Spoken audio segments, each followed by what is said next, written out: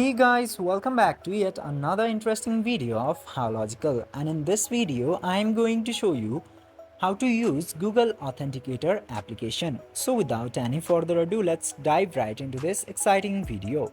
Now, in order to use your Google Authenticator application, you just simply have to install this Google Authenticator at very first. Then after that, just simply open the application. And now after opening the application, you will get to see something like this into here. The only task of Google Authenticator is to make your IDs and accounts secure.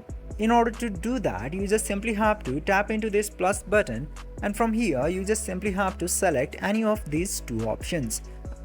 And after selecting the option, just simply get the two-step verification key from any of your account and then paste it into this tab. Then after that, name your account and click into add button. And after doing this, enhance the security, it will be all done at one click. This way you can use Google Authenticator app into your device. I hope this video was helpful for you. If yes, don't forget to like, share and subscribe to the channel to never miss another update. Thank you for watching the video.